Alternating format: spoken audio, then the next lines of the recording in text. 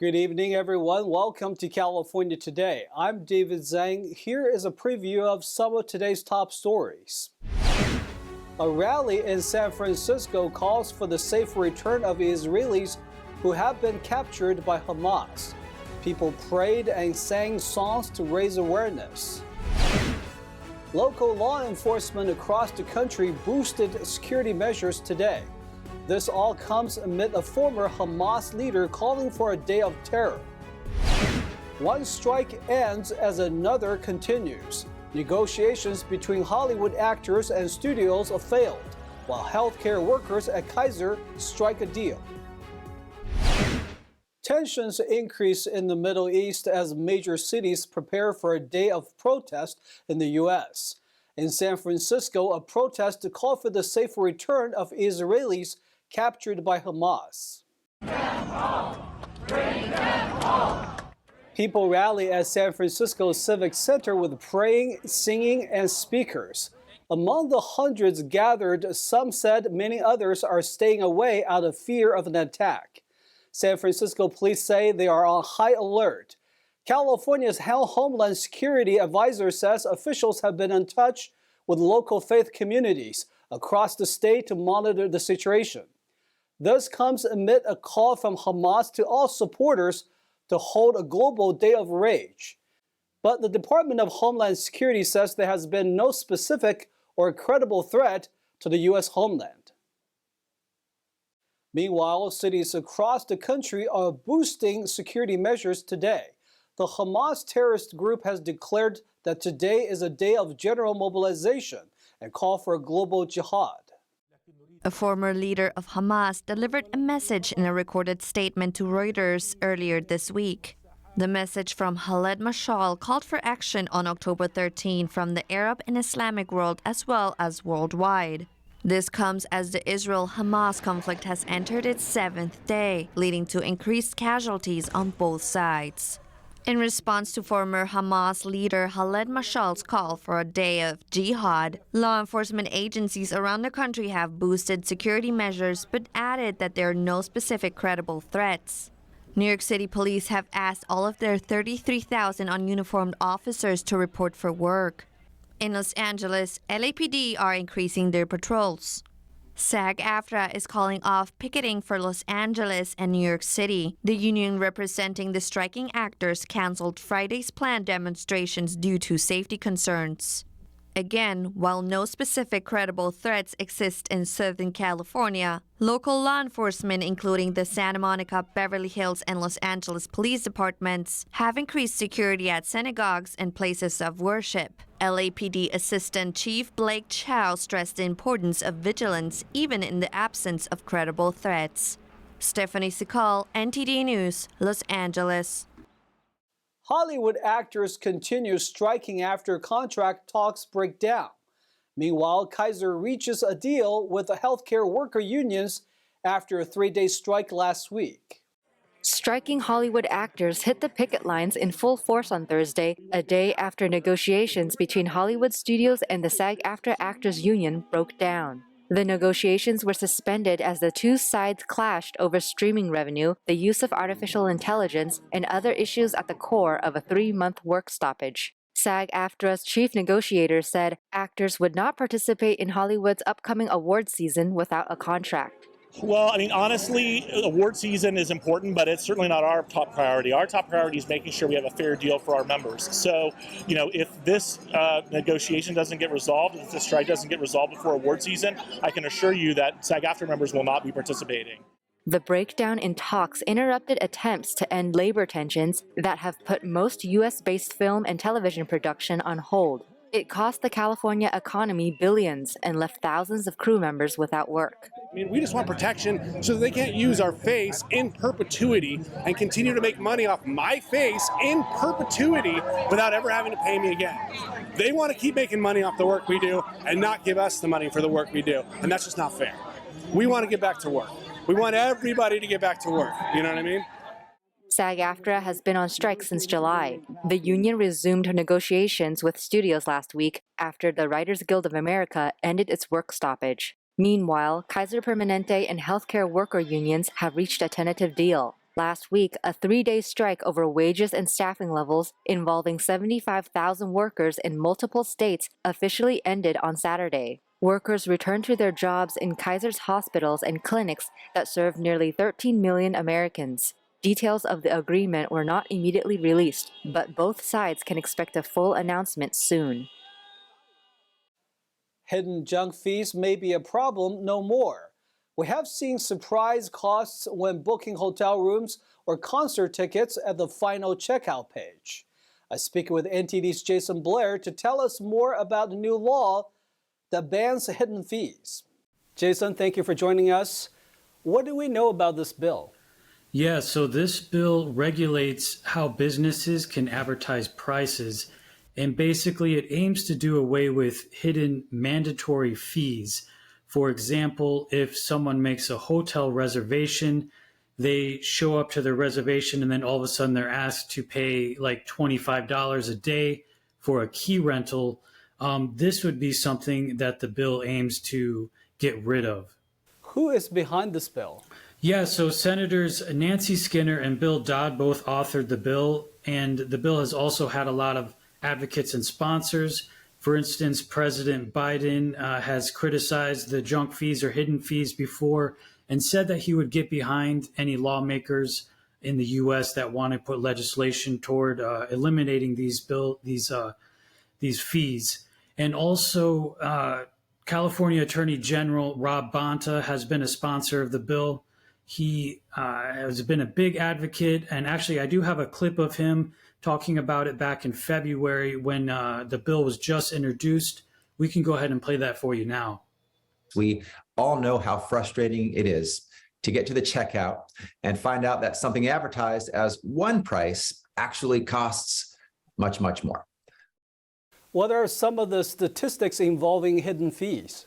Yeah, so Rob Bonta has also said that according to data, about 85% of Americans have experienced these types of fees over the past 2 years. Also, the Consumer Financial Protection Bureau said that at least $29 billion has been paid towards these fees by Americans in the past year. Have there been any reactions to the bill passing? Yeah, most of the reactions have been pretty positive. The bill didn't get too much resistance going through legislation. For example, the U.S. Public Interest Research Group praised the passing of the bill, said that if prices aren't known up front, consumers will have a really difficult time doing comparative pricing.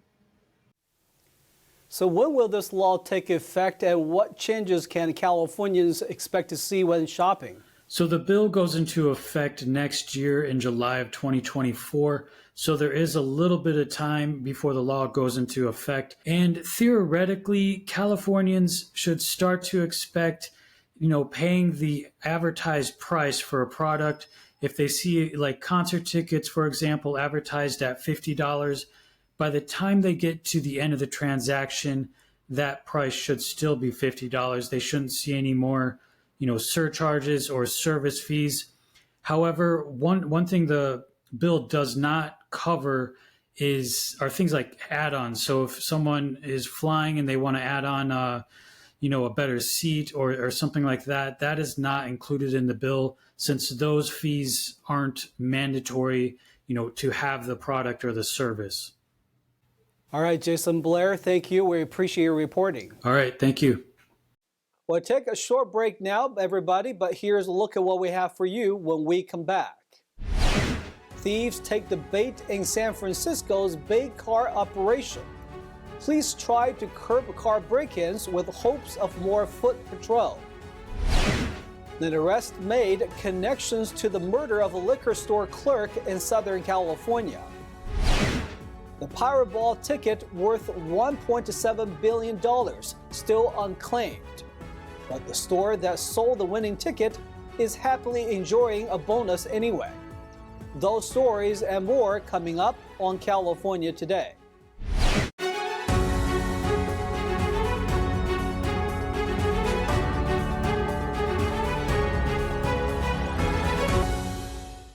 Welcome back to California Today. I'm your host, David Zhang. Updates on San Francisco police efforts. The first suspect to be caught stealing from a bait vehicle has a history of repeat crime. And the mayor wants to immediately send reserve officers to patrol the city. NTD's David Lamb reports. Efforts from law enforcement in iconic San Francisco were not futile. We've seen even more of a decrease in reported car break-ins since those bait car operations have been in play. We've arrested numerous individuals. The next one that you break into may be ours and you will be caught. ABC 7 reports that the first suspect arrested after stealing from the police's bait car has a long history of crimes. Sheriff's records show 26-year-old Robert Sanza of San Francisco was booked into jail on September 1st and even been accused of evading arrest. SFPD also arrested 2 other suspects in September from the bait car op and obtained an illegal assault pistol in the process. On Thursday, the mayor proposed to immediately get more officers on the streets. She wants the 30 reserve officers, which are retired officers and trained civilians, to be compensated and patrol high-profile areas. This plan needs approval by city supervisors. The difference between the reserves and the ambassadors that we have as officers is the reserves will continue to be able to wear their uniforms, they will be armed, and they will be able to make arrests just like police officers can. Police Chief Scott thinks the tide has turned, even with an understaffed department. SFPD arrested over 1,100 people since May, with the majority being drug dealers. Unfortunately, we're in a time where oftentimes people like to put things online before they even give it to the police department. It helps if you report when you are victimized, because then we know where to focus our efforts. You have a better chance of getting your property back if it's stolen. It also helps. Please record your serial numbers on your computers, on your phones. If you have tracking, enable it to track, because we do recover property. The chief says there's approximately a 10% reduction in theft and burglary this year. David Lamb, NTD News, California. A suspect arrested in connection with the murder of a liquor store clerk in West Covina. NTD's Christina Corona has more on the update. A 17-year-old has been arrested by detectives in connection with the tragic murder of Karan Singh. He lost his life while attempting to prevent a robbery on October 8th at Big Bob's Liquor and Market. 2 individuals entered the store, stole merchandise, and a confrontation between Singh and the suspects led to the fatal shooting. Surveillance images of the suspect were released, which ultimately led to the arrest of the 17-year-old. The Los Angeles County District Attorney's Office rapidly pressed first-degree murder charges against the teenager, who is from East Los Angeles. Due to his status as a minor, his name has not been disclosed. The juvenile is currently detained at a local juvenile facility and is scheduled to appear at the Pomona Courthouse on October 13th. Christina Corona, NTD News, West Covina. One notorious serial killer who prowled the streets of Hollywood has passed away. NTD's Christina Corona has more on the story. The Sunset Strip killer, Douglas Daniel Clark, 75, who was known to cruise the Hollywood streets to murder prostitutes and runaways, died of natural causes in San Quentin State Prison Wednesday. Clark, a former factory worker from Burbank, was on death row for the 1980 slayings of 6 young women. He had been sentenced in Los Angeles County in 1983 to 6 consecutive death penalties for 6 first-degree murder convictions. Clark, along with his accomplice and girlfriend, Carol Bundy, known as the Sunset Strip Killers, committed heinous crimes including decapitating a victim and storing her head in a refrigerator. Carol Bundy passed away in 2003 while incarcerated at the Central California Women's Facility in Chowchilla. Christina Corona, NTD News, California. A former Inglewood police officer admits to stealing and selling narcotics. NTD's Christina Corona reports.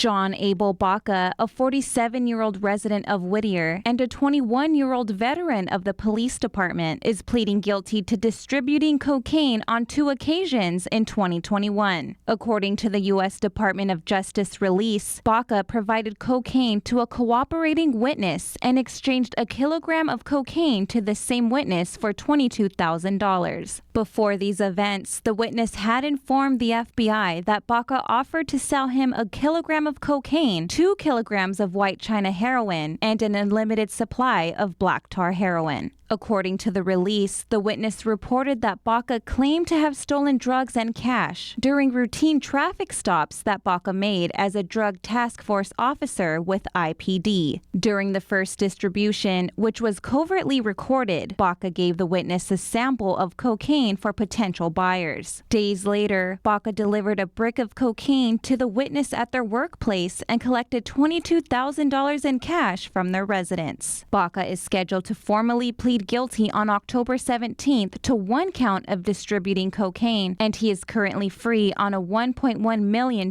bond. He faces a potential maximum sentence of 20 years in federal prison. Christina Corona, NTD News, Los Angeles. If you sell a winning Powerball ticket, you could get a $1 million bonus.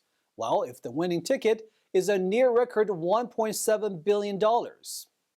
The owners of the California store where it was sold are certainly celebrating. They were presented with a bonus check of $1 million yesterday.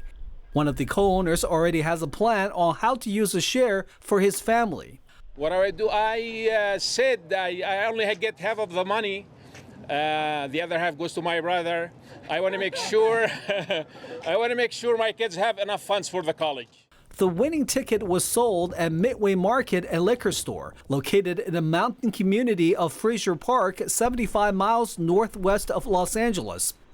The winner, who still hasn't come forward, won the second largest lottery jackpot in history. He or she has the option to receive the estimated jackpot in 30 yearly payments or take a lump sum payment of about $775 million. Sure, you guys all want to know about the winner. We won't know who that person is, or maybe it's a group of friends or family members who played together until they come forward.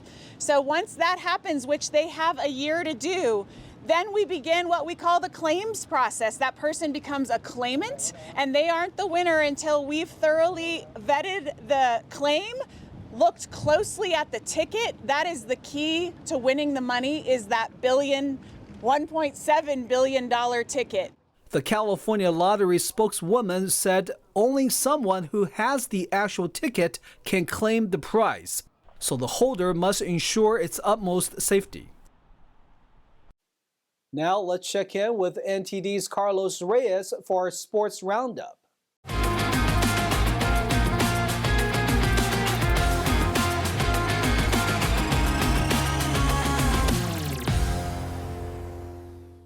This is your California Sports Roundup, and I'm Carlos Reyes. 5 sports, including cricket and flag football, are one step closer to the Los Angeles 2028 Olympics. The International Olympic Committee Executive Board approved them on Friday, leaving them with one last hurdle to seal their Olympic spots. Organizers of the LA 2028 Games said they wanted cricket, flag football, lacrosse, squash, and baseball/softball added to the event. Each host under IOC rules approved a few years ago can request the inclusion of several sports for their edition of the Games. These proposals have been accepted as a package by the IOC Executive Board, IOC President Thomas Bach said. The IOC session starting on Sunday will now have to rubber stamp the board's recommendation. Cricket, which enjoys a massive appeal in India and a quickly growing global audience, is set for an Olympic return after appearing once at the 1900 Games. While all 5 sports inclusion is only for one edition of the Games, they are banking on the boost provided by Olympic participation to spur growth as they look to remain an attractive Olympic product going into the next 4-year cycle. Flag football is a non-contact format of American football played by teams of 5. Baseball was featured in several previous games. It was added to the 2020 Tokyo program after being left off in 2012 and 2016, but it will not be a part of the Paris Games. Softball, the female counterpart of baseball, has appeared at 5 previous editions of the Summer Games and was also left off the Paris agenda. That is it for today's sports. Thank you for watching. I'm Carlos Reyes. Thanks, Carlos. That's all we've got for you tonight.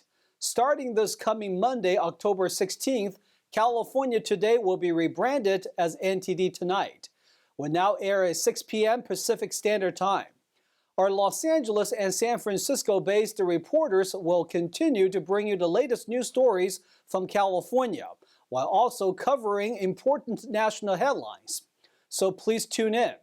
I'm David Zhang. Have a wonderful night and weekend. We'll see you on Monday.